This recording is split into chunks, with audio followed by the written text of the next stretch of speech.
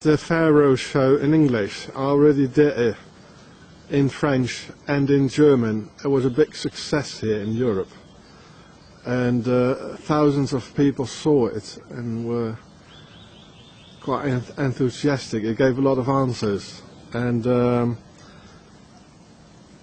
yeah. So the Pharaoh show, so I do it now in English, especially for the Americans, so they can see here the proofs what's happening. I mean, it's about the pharaohs, and it's about the enemy within. This is the sign of the Templars. You can see it in any tank in America, the American tanks, like in Iraq. Even the Israelis, they have it upside down, and behind it is the Templars cross. And actually, the Templars cross, if you take a pyramid which is three-dimensional, and if you fold it out, you get the Templars cross. So where are the Templars? Where do they come from? You know, here is an obelisk. The castle here is a Templar's castle, and later on I'll show you even skull and bones in the chapel, the Templars chapel, which has a typically Templars form. Excuse me. So there's an obelisk. The four balls underneath it are the four elements: fire, earth, air, and water. The obelisk is a symbol of the pharaonic domination. It's also a phallic symbol, and as it is carved on top, well, you can't see here, but we'll have a closer look. Usually it's carved on top. That's a symbol of the circumcision, because the circumcision, it's coming from the pharaohs.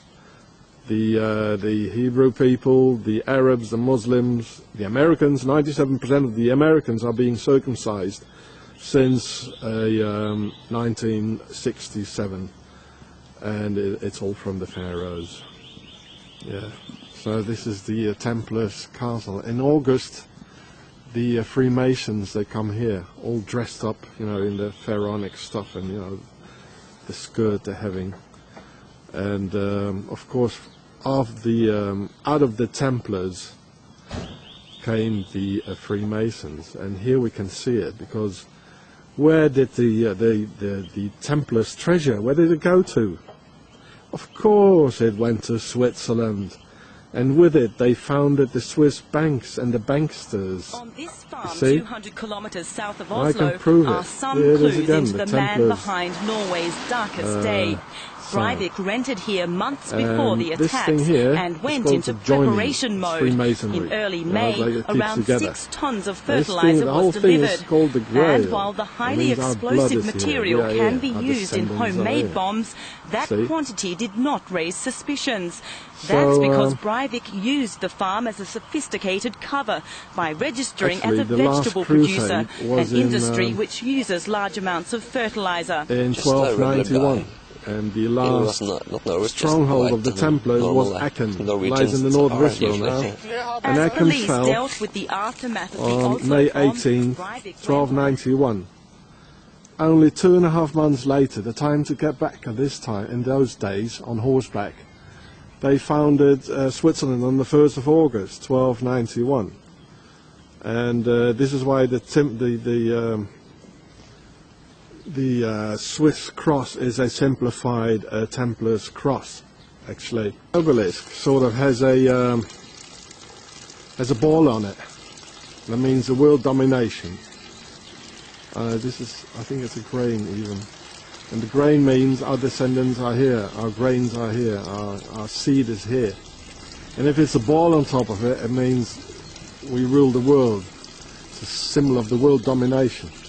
And the obelisk stands for the god Osiris, and the water for the goddess Isis. So the entrance of the castle here. So you can see the symbol here. There's even a small Templar's cross. You see, it's a fold-out pyramid.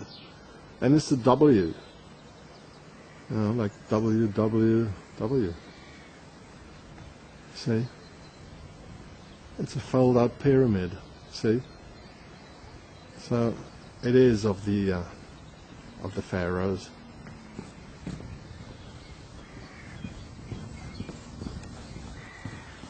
Ages, all through the centuries, they had the prime noctes.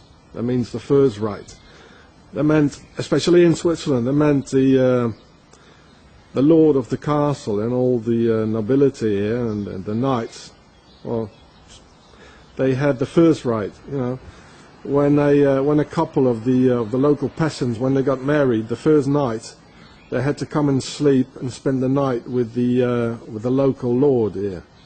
And this is how how the pharaonic seed got spread. And this makes Switzerland typically Swiss. And your face is smiling at you, and when you turn around, they say, "Well, go and have a step in the gas chamber." Like, see, sort of the names of the lords here. On Stradlingen, Bovenberg. Well, we know this symbol here, and we know that one now. There. So the date perfectly fits as well. 1338, 1291. Here we just came through the gate, and there it is again. 1, 2, 3, 4, 5, 6, 7, 8, 9. It's all WW. Yeah. And here it is again, the sign of the Templars there, being seen on every tank and helicopter like in Afghanistan and Iraq. Yeah, so it's still the same who are ruling, and they're ruling America. This is the Templars chapel. We can see the round form here at the other side, which is typically a Templars chapel. And here's this is the castle here. Yeah, this is the castle.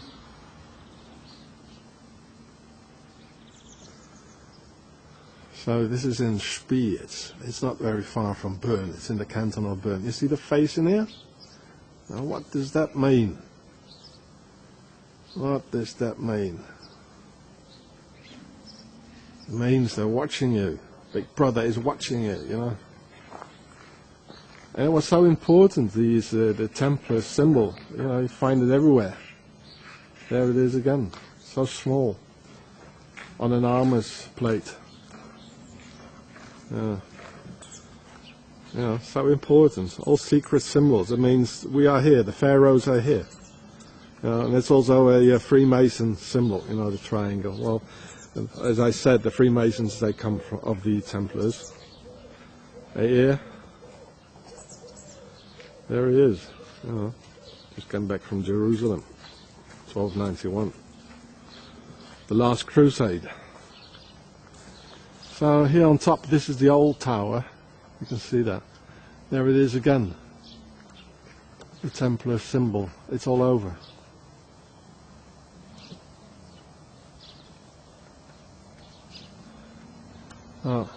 Let's go and have a look in the chapel then. There it is. This is the entrance of the chapel here.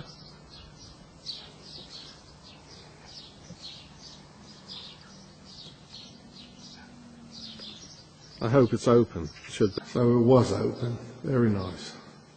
You can see the typical round form of the Templar chapels. And behind here, they got a secret compartment where you can see skull and bones, Freemasons. And the Freemasons, they come in here in August when they celebrate the birthday of Isis and Osiris and Seth. Yeah. So, there it is again. And this is the secret compartment here. I will get out my flashlight and we can have a look. And which is important here. If you look back here, we can see the all-seeing eye here, looking in your back, piercing in your back with the sun rays, like on the dollar. And the triangle, the Freemasonry triangle. You see? So who's ruling here? Yeah. And here too. There it is again, there as well. And yeah, probably the same names here. Von Gravenried, and it's all Latin here. So, well, shall we go and have a look in the secret compartment, yeah? Here they let children disappear. They do very bad things here. We are. Let's see. Skull and Bones. There it is. Freemasons. There it is. And the Templar symbol. And there it is again, the Templar symbol here on the floor. It's hard to say like that. And here they have a secret door here. Of course this is locked, this is closed. And there it is again, the Templar symbol there. And the joining on top here, it's a joining. And here they have the secret compartment here. Here they do sacrifices of children. And the Swiss, they have a very long tradition of sacrificing children. This is how actually they make Swiss, And the Swiss, they even had children slaves until 1989. They call them Verdinkinder. They had to, they were slaves. Even their own children, and they were beaten to death, they were starved to death, they were sterilized even. It's unbelievable, Well, we know the media, they lie, and tell lie, vision lies as well. And so they lie about Switzerland, this clean country. But this clean country, financed every war. And they still attract very rich people, like from all over the world. So they don't pay any more taxes at home, but taxes have to be paid. So it's all going to be paid, by the poor people. It's coming on the back of the, as a burden on the poor people's back. And so this is how poor people get poorer and rich is getting richer. Because the rich never paid any taxes, you see, and stuff there. So, thing as well, it says IHS with the Templar symbols. I is for Isis, H is for Horus, and S is for Seth. That was the entrance there, and here's another one of the chapel, Templar's chapel in Spiez. Here we can see the typical round form from the outside of a Templar's chapel. See? Oh, look at it, clean Switzerland. How are they so clean, They are so clean. Look at it, clean Switzerland. Oh man, it's so clean. And they're in key position all over. Joseph Dice, he's the president of the United Nations now, in New York. And we had Carla Del Ponte in The Hague. We had Dick Marty, he's for the United Nations against torture, like he should do something against Guantanamo, but he doesn't. Had Lucius Wildhaber, he was the director in Strasbourg, in Europe, of the Human Rights Commissions. These people are so powerful, these Templars. They got their people all over on key positions. And they're not going to do anything instead of saying, otherwise than saying, oh, Switzerland is so clean. Look at that's the Templars flag. Oh, I can't see it. A little bit of wind, please. Yeah. Come on. No, nothing. So, as well, most of the ships, you know, that brought the slaves to the Americas, they were even owned by the Swiss. And here we talk about Swiss, and you know, in Switzerland we know we have to say Templars now and Freemasons, because this is where it started. That's why this country was in no war at all. And they say, the Swiss say, oh, we are so clean, you know, we had to defend ourselves, you know, against these horrible Europeans, the French and the Germans, you know. But they lie. It's the other way around. The Swiss terrorized France completely, you know, and just before the French Revolution at La Bastille, there were Swiss mercenaries who terrorized the whole of Europe. And they were torturing and keeping imprisoned French citizens, and which was worse actually. There was the 30-year War. The 30-year War. That was the worst war in Europe, and more than 100,000 Swiss mercenaries. They murdered more than 1 million Germans. And because the Swiss, you know, they had to, everybody was a peasant at those days. So the Swiss mercenaries, they had to come back like around the 1st of August, you know, to help, because around the 1st of August, roughly the harvest started, and then they came back loaded with looting goods, you know, from all over Europe. And then they shot ones in the air with their muskets, you know. They had their horses and donkeys loaded, and mules. And they shot ones in the air with their muskets. Kadung! And then the Swiss came pouring down the mountains, you know, from the forest and the fields where they were working. And then they celebrated the murder of the Europeans and their children, which they still do until today's day. On the 1st of August, which is their national holiday, where they celebrate, you know, the Swiss mercenaries coming back. And this is why the Swiss man still has his assault rifle, you know, like an M16, or a Kalashnikov, in his house, in the cupboard, under his bed, completely legal. Every man has it.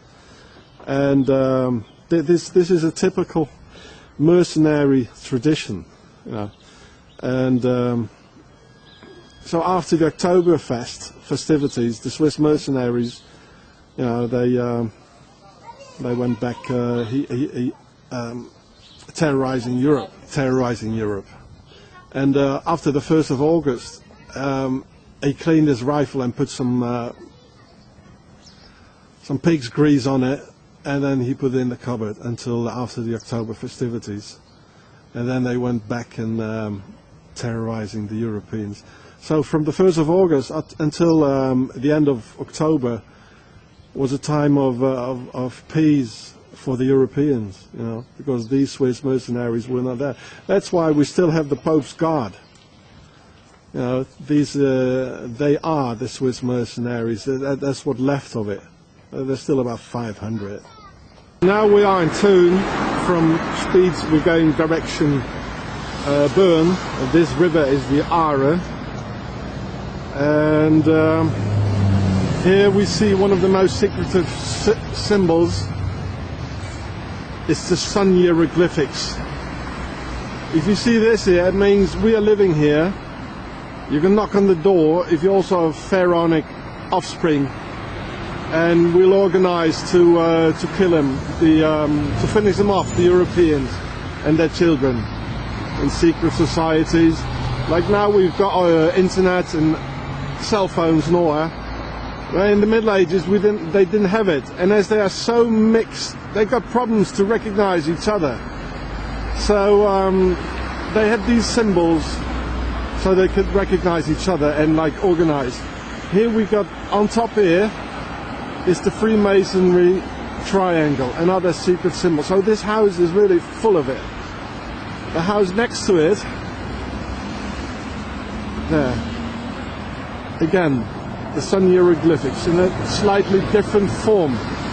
But it is here. If we look at the other side here, what do we see here? Two obelisks. So what are these pharaonic symbols doing here? They apparently have 33 stones. And the one on top is called the keystone. You know, like in all the magazines, all the pictures being done, like the photographs is keystone. They are true Freemasons, of course. So, what is it doing here? So, it said in the Bible, the Pharaoh and its army disappeared in the sea. But that means they disappeared in the sea of people. They are within us.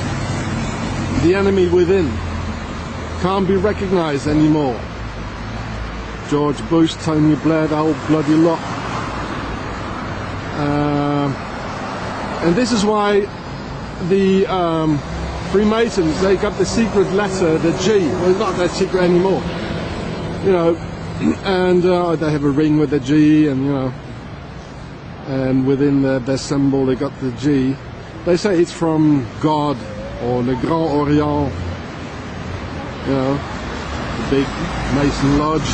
It is not true. It's from the Hebrew word Gola or Golut, which means diaspora. It means they came over all over the world. And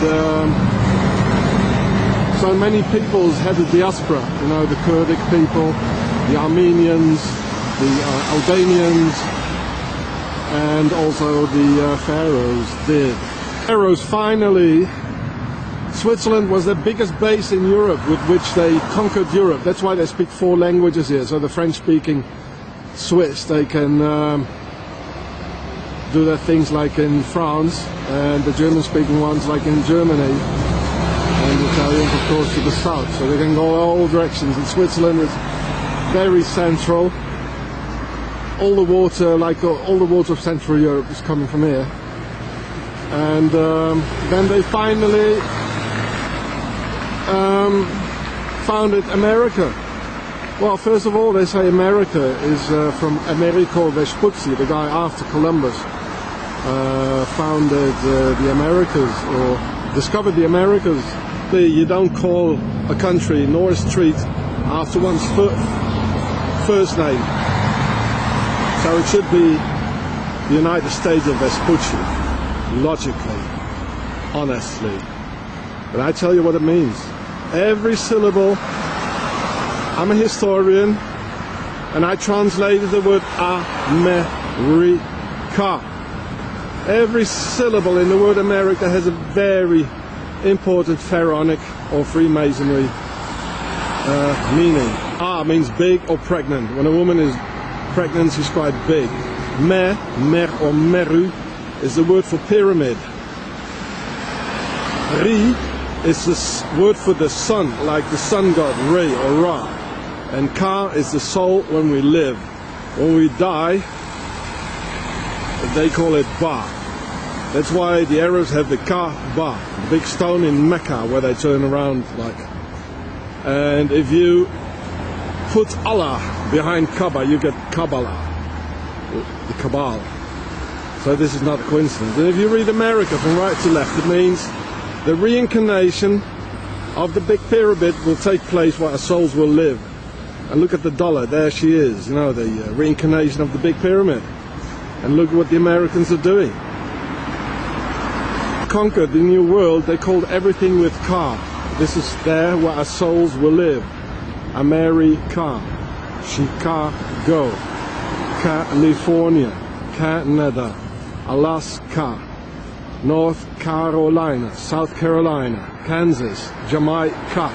In Europe we already had Africa, a lot of sun in Africa. Corsica, the Canary Islands, Cameroon.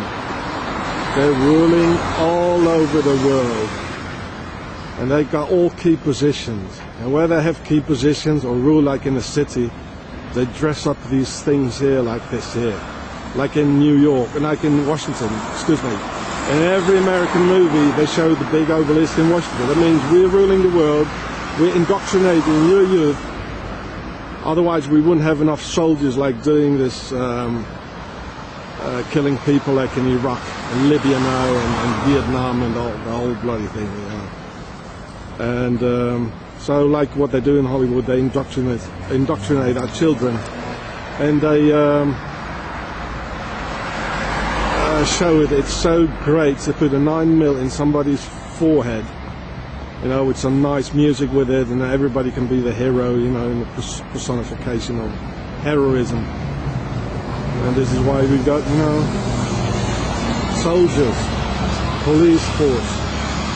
Very smart, very smart. And here they are, in the first base in Europe, Switzerland, the first pharaonic base.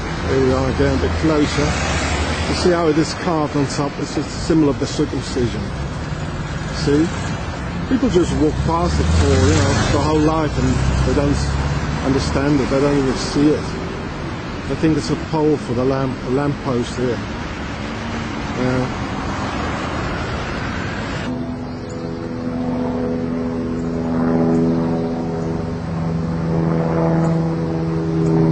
Gotcha. So this is a fancy hotel, you know, for the rich. Still in tune. This is the Ara.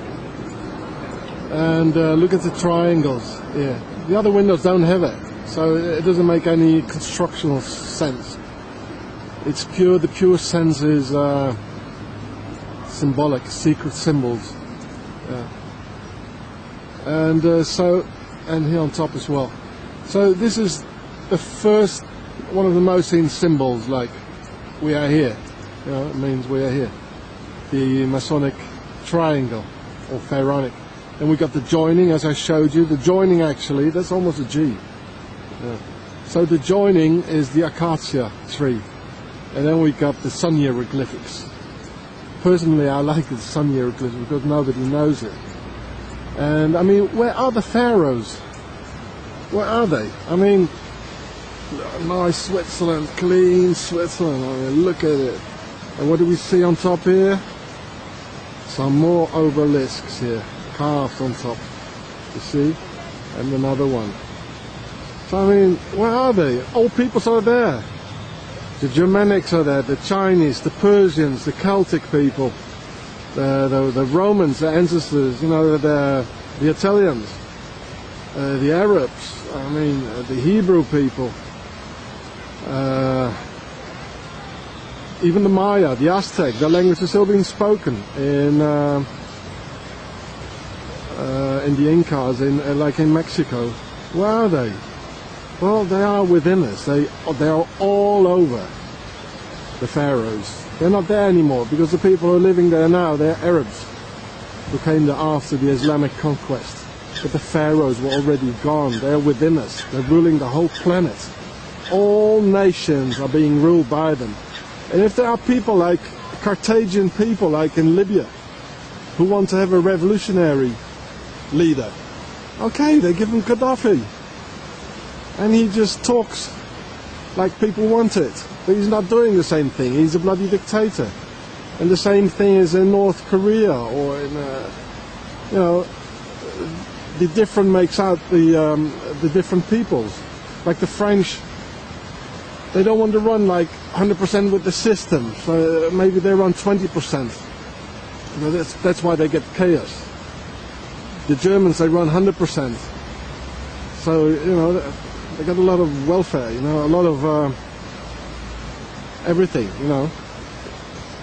And the Swiss, they run 400% with the system, so they get everything. Very rich. The Romanians, you know, they don't want to run at all because they are the Dacia people, and the Dacia, they smashed 2 Roman legions. Amazing. They are like Kurdic people, or Chechenians, or Afghans. They even fight the system, so they get war and bloodshed. And the Kurdic people, they only mix in between each other, you know, like with each other, only cousins, and you know. So the pharaohs, they don't get. It's not easy to get a Kurdish lady or Afghan because they mix with each other. And so that's why they divided Kurdistan, like over Iraq and Turkey, Iran, Syria, even Russia, you know, to destroy, to smash up the people. Like bank still in tune. You see, it's a bank, and banks usually have the sun hieroglyphics. So the next war, if you want to live through it, you better paint this next to your door, over your door. Then you're not going to be killed like in the Middle Ages. Paint it on your door. So here we got ISIS. You know, we make a better shot, you know, close up, you know. Well, she doesn't look European, does she? If she's standing on the earth, it means the world domination. And here on the other side is like a bloody temple here, with the pillars, you know, and Freemasonry triangle. And here's another temple here. Yeah. And the aim. Oh, okay. There's ISIS. I mean, look at it here. I mean, a European peasant girl, she wouldn't carry a bucket of milk like this. She would take it under her arm. And look at the Cleopatra haircut and the nose and everything. This is pharaonic. You know, this is not European. And look at the dress. This is a Nile dress. You know, this is Egypt, ancient Egypt, and the ball here. That means the earth domination. And the aim of these pharaohs has always been to play people out, to play peoples out against each other. You know, like in the Second World War, the Germans lost 78% of their men. The Russians, 25 million people. So all the men were dead. So who takes the women, the country, the land, the cattle, and the power? The enemy within, the third party, or the Third Reich. You know, one empire is fighting the other empire, and the third empire, you know, the Third Reich, the empire within, takes everything. And this is how they do it. They always try to play people out, like putting up a difference in the color of skin, ideology, religion. This country, Switzerland, is the center, the basis, the Al-Qaeda of the pharaohs. And their banks to finance Adolf Hitler and the rest, the mercenaries with this country, and their Templars and their Freemasons. They put Europe on their knees. They destroyed Europe. They are the enemy of Europe, and they still don't want to be Europeans, you know. This can be definitely seen by their unwillingness, like entering the European market. There's ISIS here. There she is. Nobody sees it, no. But the witches here know it. The witches of Switzerland. Christians from all over Ethiopia come to the ancient city of Lalibela for the festival of Timkat, hoping for a glimpse of the tablets. To come close to the tablet is to come close to the Word of God.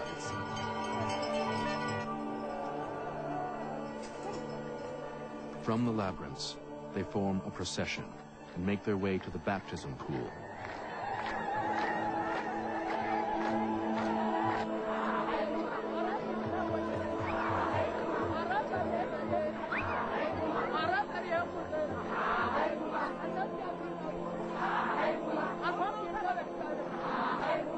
Scenes like this were described in the Bible when the Israelites welcomed Moses' return from Mount Sinai with the Ten Commandments.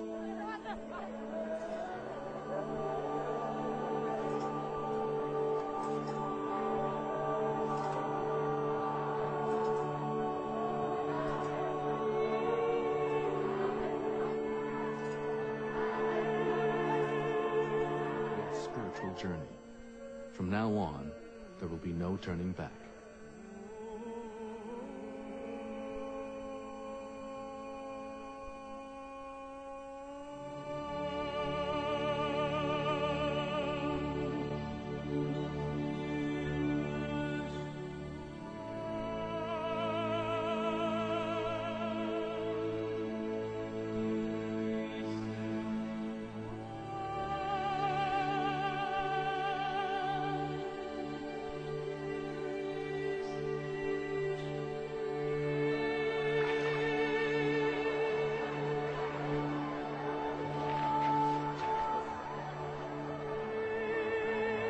Celebrating the baptism of Christ, the faithful are themselves blessed by the holy water of Lalibela.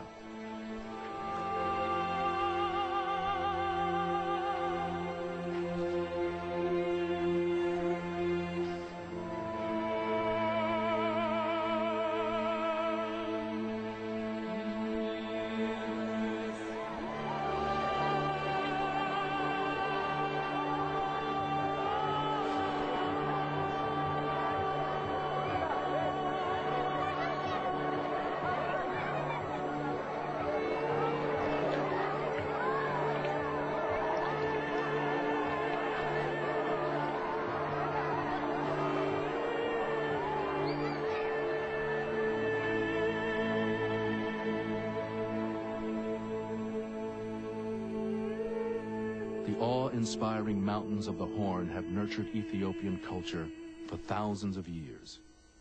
Religion has grown strong in this landscape. With what is claimed to be the Ark of the Covenant hidden from view in Aksum, the truth behind these incredible beliefs remains uncovered.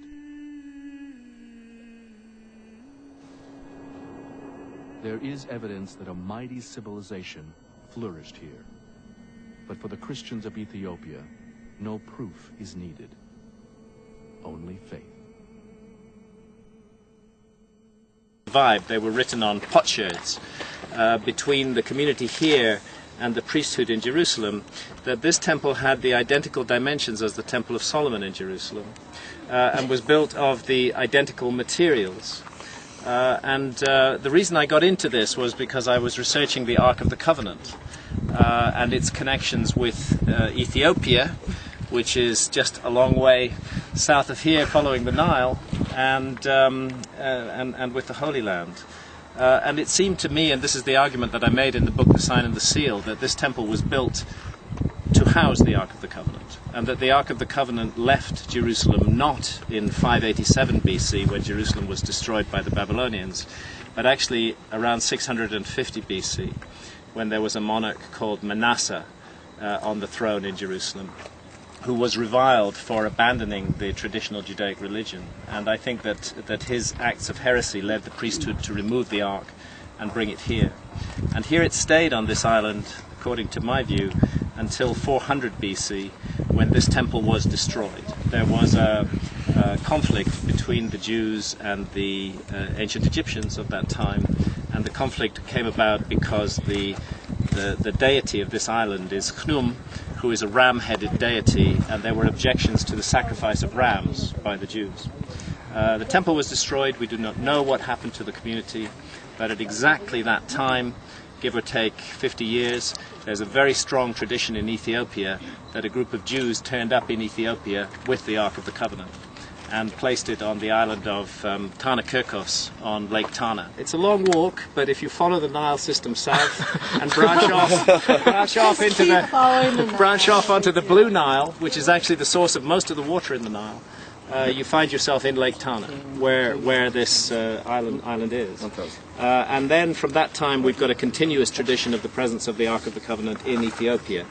And we have the presence of the Falashas, or the Beta Israel, the so-called black Jews of Ethiopia, who practice a pre-Talmudic Judaic, Old Testament Judaic religion. So this was a very important piece of the puzzle for me, as to explain rationally to historians how the Ark of the Covenant could have got from Jerusalem to Ethiopia by way of this island. So that's my little spiel. And it was an initiation for me. After this, I became captivated by the magic of Egypt. How could I not?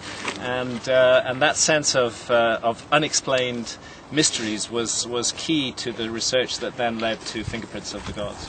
You haven't been back here since you were doing I've not research, been back right? to Elephantina. I've been all over the rest of Egypt, but to this particular site in the Jewish temple, because my research moved on, I'd done that, and I was looking at other things. Yeah.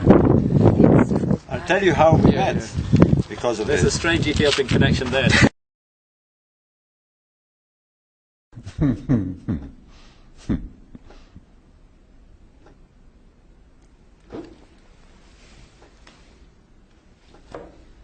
Hello. My name is Montague William III. And what I will tell you may well sound absurd, but the less who believe it, the better for me. For you see, I'm in banking and a big industry. For many a year we have controlled your lives, while you all just struggle and suffer in strife. We created the things that you don't really need, your sports cars and fashions and plasma TVs. I remember it clearly how all this began. Family secrets from father to son, inherited knowledge that gives me the edge, while you people lie sleeping at night in your beds. We control the money that controls your lives, whilst you worship false idols and wouldn't think twice about selling your souls for a place in the sun. These things that won't matter when your time is done. But as long as they're there to control the masses, I just sit back and consider my assets, safe in the knowledge that I have it all, while you common people are losing your jobs. You see, I just hold you in utter contempt. But the smile on my face, well, it makes me exempt. For I have the weapon of global TV, which gives us connection and invites empathy. You would really believe that we look out for you, while we bankers and brokers are only a few. But if you saw that, you'd take back the power. Hence, daily terrors to make you all cower. The panics, the crashes, the wars, and the illness that keep you from finding your spiritual wholeness. We rig the game, and we buy out both sides to keep you enslaved in your pitiful lives. So, go out and work as your body clock fades. And when it's all over, a few years from the grave, you'll look back on all this, and just then you'll see that your life was nothing, a mere fantasy. There are very few things that we don't now control. To have lawyers and police force was always a goal, doing our bidding while you march on the street. But they never realize that they're only just sheep. For real power resides in the hands of a few. You voted for parties. What more could you do? But what you don't know is they're one and the same. Old Gordon has passed good old David the reins, and you'll follow the leader who was put there by you. But your blood, it runs red, while our blood runs blue. But you simply don't see it's all part of the game. Another distraction, like money and fame.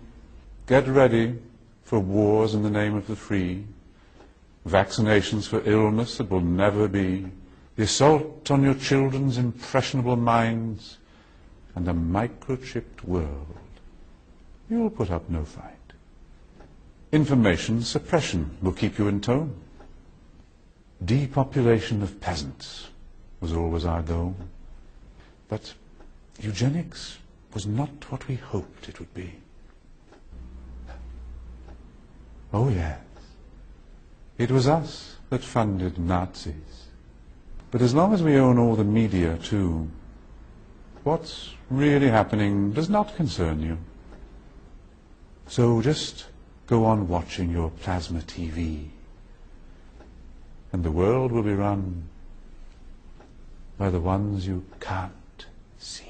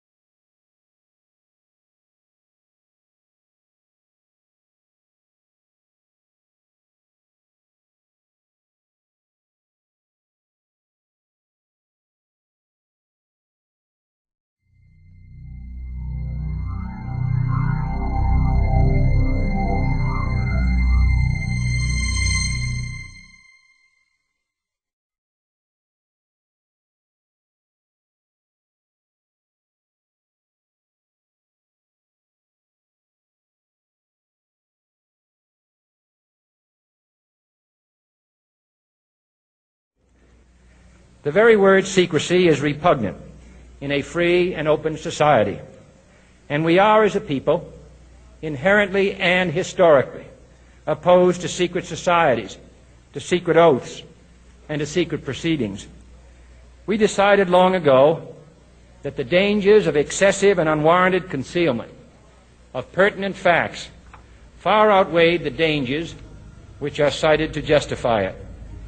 And there is very grave danger that an announced need for increased security will be seized upon by those anxious to expand its meaning to the very limits of official censorship and concealment. And so it is to the printing press, to the recorder of man's deeds, the keeper of his conscience, the courier of his news, that we look for strength and assistance, confident that with your help, man will be what he was born to be, free and independent.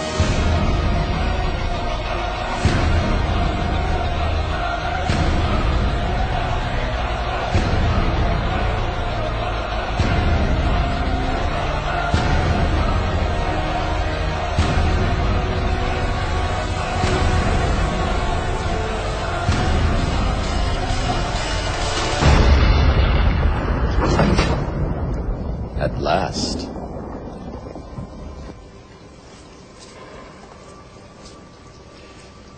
I imagine that right now you're feeling a bit like Alice. Tumbling down the rabbit hole? You could say that. I can see it in your eyes. You have the look of a man who accepts what he sees because he is expecting to wake up. Ironically, this is not far from the truth. Do you believe in fate, Neil? No. Why not? Because I don't like the idea that I'm not in control of my life. I know exactly what you mean.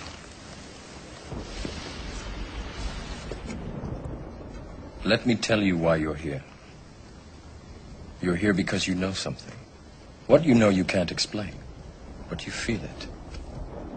You felt it your entire life, that there's something wrong with the world. You don't know what it is, but it's there, like a splinter in your mind, driving you mad. It is this feeling that has brought you to me. Do you know what I'm talking about?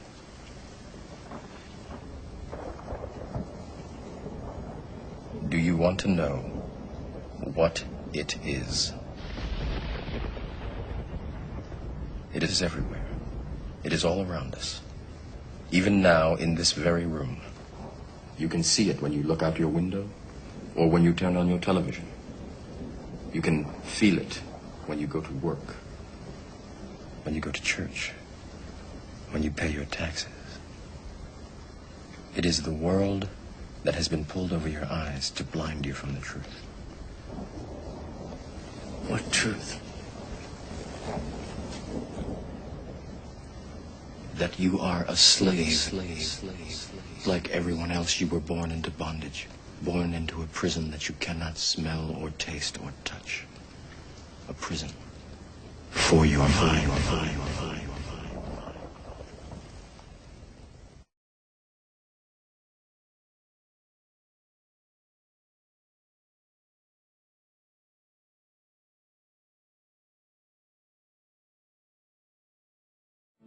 It is bringing entertainment to thousands of people.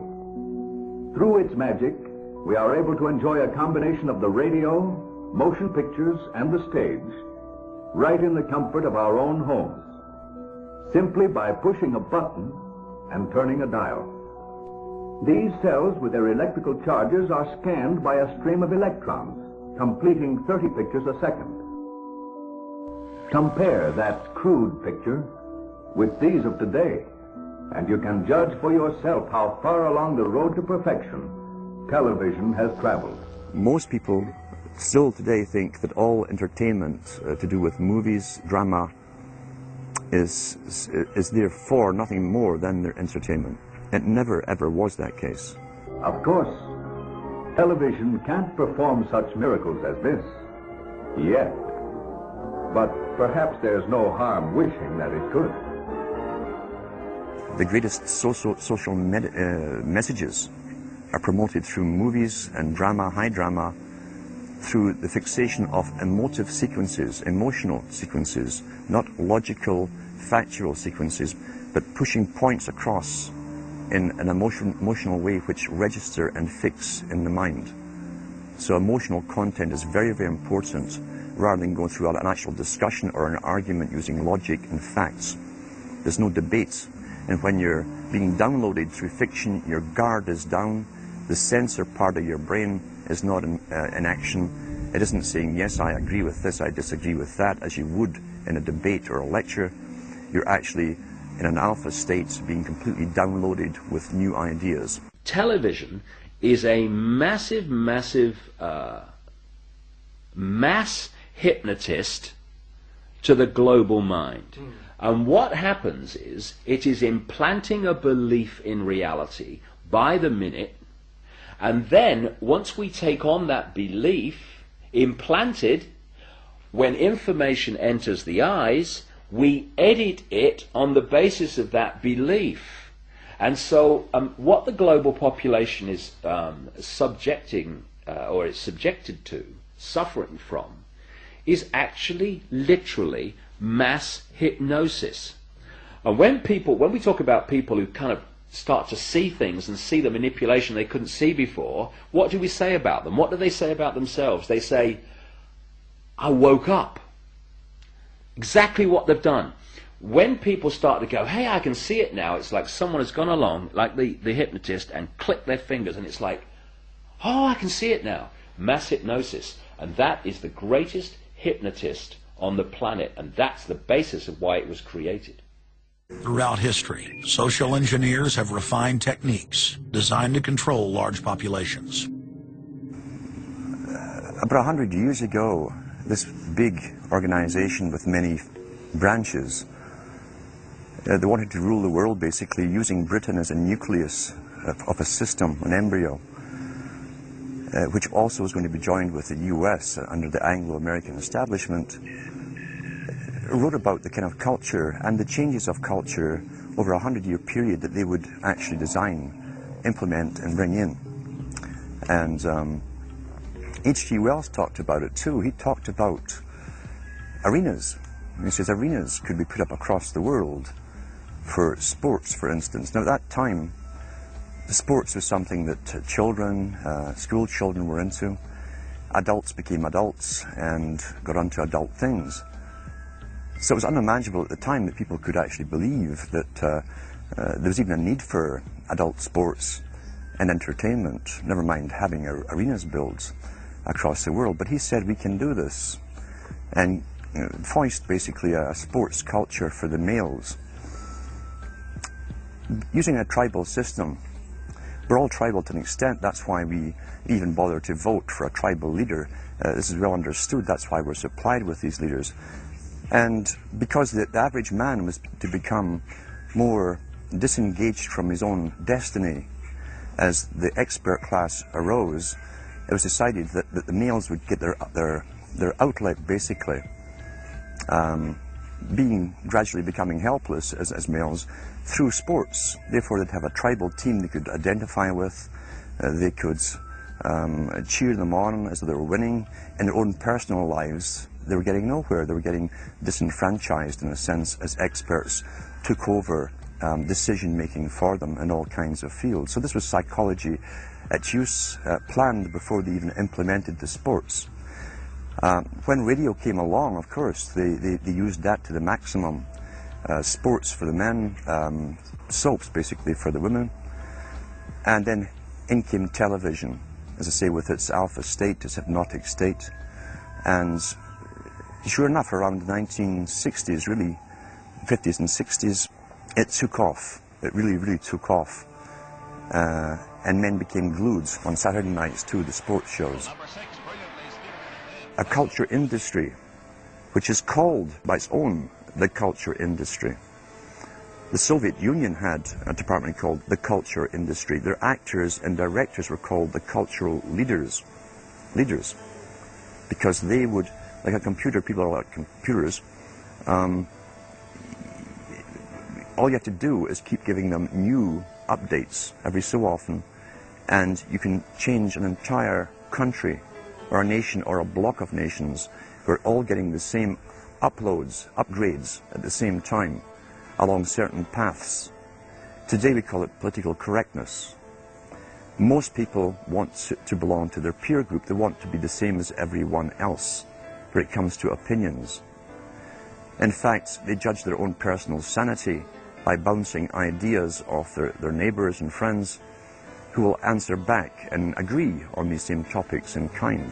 It doesn't matter if the topics or what you're given are facts or utter nonsense, as long as everyone agrees at the same time. You'll say, well, I'm sane, and your friends will all agree because they've had the same information given to them. But they've been programmed, and I'm sad because I know that it's hard for people like that to take an interest, a serious interest in world affairs, to take a serious interest in what their elected officials are doing.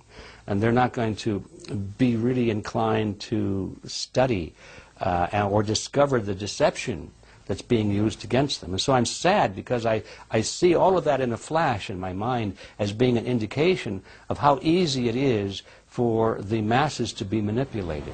The human mind is like a computer. No matter how efficient it may be, its reliability is only as great as the information fed into it. If it is possible to control the inputs of the human mind, then no matter how intelligent a person may be, it's entirely possible to program what he will think. And yes, it's even possible to program people to laugh at the mere mention of the word conspiracy. Using television as the prime example of how mental programming and mind control works, television is the most powerful weapon of psychological warfare in history. And yet television, for many people, is a member of the family in the household. Why don't we look at all of those